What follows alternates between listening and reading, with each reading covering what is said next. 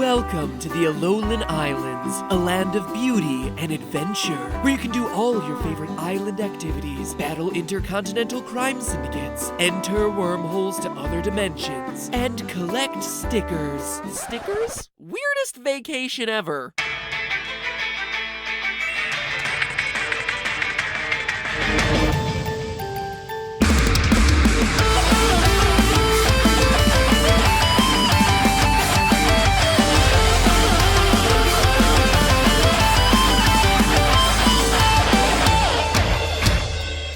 Internet, welcome to Game Theory, where my Alolan form is a sunburnt tourist wearing board shorts and a fanny pack. Hey, it's time for a new Pokemon game, which means it's also time to dig into the ecological sciences to dissect the outlandish shenanigans Nintendo is trying to shove down our faces this time. And let me assure you, shenanigans are indeed afoot in the Alolan archipelago, because Game Freak has made decisions in the Pokemon Sun and Moon games that foretell a tragic future for all the cute, cuddly creatures that you've come to know and love in this series. Decisions that actually mean catastrophic things for the ecology of this tropical paradise. In short, there is a slow poison that was purposely placed in the lore of Pokemon Sun and Moon that practically guarantees that some of your all-time favorite Pokemon go extinct on these islands. You heard that right, Pokemon extinction, an unintended consequence of something that was intentionally programmed into these games. So what is this undiscovered threat, and which Pokemon are fated to face the genetic axe? That is what we're exposing today. With 7 generations of games and 805 total Pokemon before even including Mega Evolutions and Alola forms, it's easy to assume that the creators of these games are just mindlessly pumping out new designs to fill their roster of merchandisable plushies. And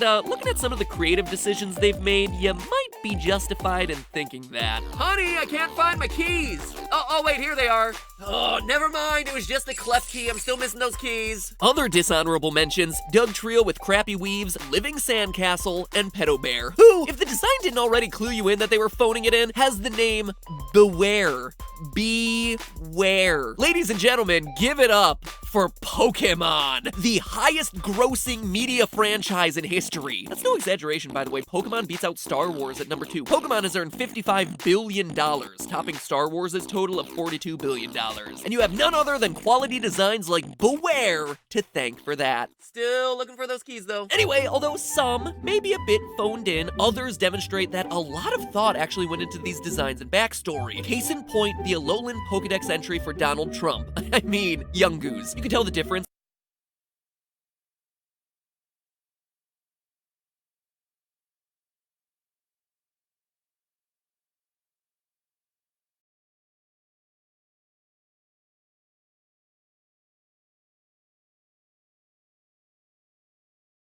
Because Young Goose's hair looks more realistic. Anyway, the Pokedex tells us that despite the fact that Young Goose debuted in Generation 7 with the release of Sun and Moon, it's not actually native to the Alolan region. Young Goose did not originally live in Alola, but was imported from another region. According to Nintendo, Young Goose was introduced to the Alolan region to deal with the exploding Rattata population, which, as anyone who's ever played a Pokemon game before can tell you, Rattata overpopulation is a major problem. Seriously, kill them all, Young Goose, go get them! Unfortunately, introducing Young Goose to Alola didn't curb the Rattata's numbers so much as drive them into the urban areas of the islands and force them to become nocturnal, giving birth to the Alolan variant of Rattata, which is now a dark type. This in turn helps them to survive since Young Goose is active during the day. And how impressive is that? All of that thought just to explain a simple new Pokemon form. I mean, love or hate these games, you gotta hand it to the Pokemon team. They really thought that one through. Except they didn't think it through far enough, because in creating this backstory, Game Freak has actually put a death sentence on thousands of innocent Pokemon across the Alolan Islands. You see, Young Goose being imported into Alola means that it's technically an invasive species. In real life, an invasive species is any living organism, plant or animal, that's not native to an ecosystem. And while that may not sound all that threatening, approximately 42% of all endangered species on Earth are on those at-risk lists because of an invasive species that wound up in its part of the world. What happens is that this new invasive species doesn't have natural natural predators in that part of the world, and as a result, it can breed and spread quickly, taking over the area. And since local plants and animals haven't had to deal with this creature before, they haven't evolved defense mechanisms against it. In just a short amount of time, the invasive species takes over, causing the underprepared local wildlife to go extinct. So yeah, good job, humans. You brought young goose to Alola to eat the Rattata adapted and found a way to survive, which means that now you're left with a huge population of young goose that have to eat something else and are gonna find it no matter what. After all, as the Pokedex entry says, with its sharp fangs, it will bite anything. It wanders around in a never-ending search for food, which means someone else is on the chomping block. And you know it's gonna be one of those cute little ones. But to find out exactly which mons get the munch, we need a trip to the history books. You see, the young goose Rattata fiasco actually has parallels to the real world. In the 1800s, Hawaii, yeah, the Hawaii that Pokemon's Alola region happens to be based on, had problems with wild rats eating crops. The croppers' solution to this was to import mongooses to deal with them. Young goose? Mongoose? Hey, I said the Pokemon team did their homework. I didn't necessarily say they didn't plagiarize. Anyway, the mongoose situation might have worked out if it weren't for the fact that the mongoose, which hunt during the day, seldom crossed paths with the nocturnal rodents that were only active at night.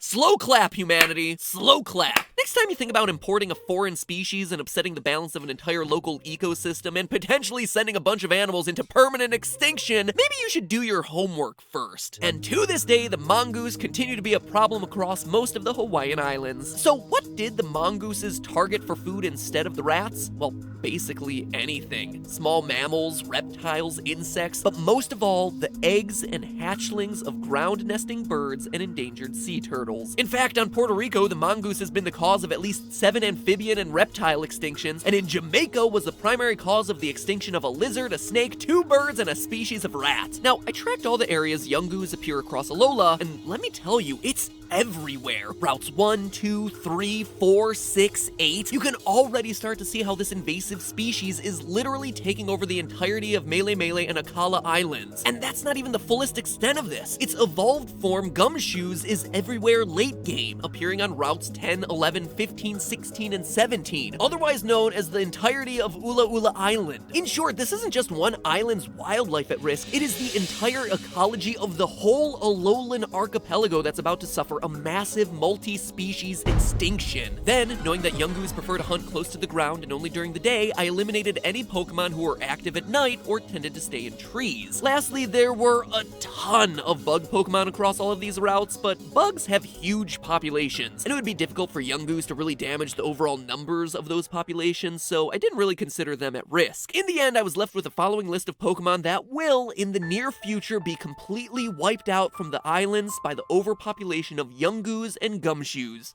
Slowpoke,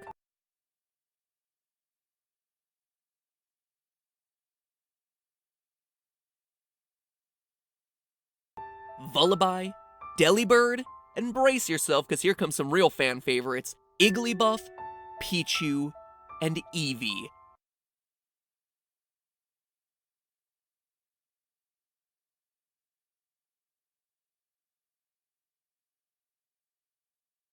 Every single one of these Pokemon species will be wiped clean from the Alolan Isles unless something is done to combat the Yungoos infestation. That is 6 entire species suddenly gone from an ecosystem. You can bet that's gonna throw some food chains into chaos. Luckily, all of them are species that appear elsewhere in the Pokemon world, so no one species would truly be gone forever, or at least not gone forever solely because of Yungoos. Because that's not where the story ends. Yungoos is only one of the invasive species brought onto Alola by humans. For example, according to the Dex entry in Pokemon Sun, Grimer was brought in to solve a problem with garbage, developed over time into this form. Besides the difference in color, look at those teeth. The Pokedex entry from Moon would tell us that those are actually, quote, lumps of toxins. If one falls off, lethal poisons leak out. So the second species inserted onto these islands by humans just so happens to contain lethal poisons. And since Grimers are specifically used to treat polluted wastewater, you can bet that those toxic crystals are gonna do a lot of damage to the sea life around Hau'oli City and the Cape of Ula Ula Island. Then there's Makuhita, also brought into the region by humans. Since these guys train themselves by slamming their bodies into trees, the plant life around Route 2 is absolutely gonna suffer under his body slams. That in turn affects the nesting sites for birds found there like Spearow. And lastly, perhaps the single biggest threat to the islands, Meowth. Meow, that's right. Yet again, the Pokedex tells us this Pokemon was not originally found in Alola. Human actions caused a surge in their numbers and they went feral. Honestly, it's another story ripped straight from Hawaii, where feral cats have established populations on all 8 of the main Hawaiian islands. In fact, wild cats are listed among the most harmful invasive species globally by the International Union for the Conservation of Nature, contributing to the extinction of 33 species. Each year, wild cats kill approximately 2.4 billion birds. The Meowth invasion in Alola, meanwhile, means even more likelihood that bird Pokemon start diminishing in number, absolutely putting Pikipek on the menu, and, since it shares some routes with Yungoos, basically ensuring the disappearance of Pichu. Huh, way to treat your series mascot there, Pokemon. Seems like even Game Freak is sick of Pikachu at this point. In short, the Alolan ecosystem is just flat out screwed. We already know that there's a high probability that 6 species will fall victim to the Yungoos alone, and who knows how many others will suffer similar fates thanks to the non-native Grimers, Makuhitas, and Meowths. It used to be that the phrase "gotta catch 'em all" was just for completionists looking to fill out their Pokedex, but in Alola, the phrase takes on a whole new meaning. Gotta catch 'em all the individual members of the invasive species, because if you don't, the ecosystem of these islands will be permanently ruined. Who knew that a game about cuddly creatures would continue to be so incredibly depressing? But hey, that's just a theory. A game theory. Thanks for watching.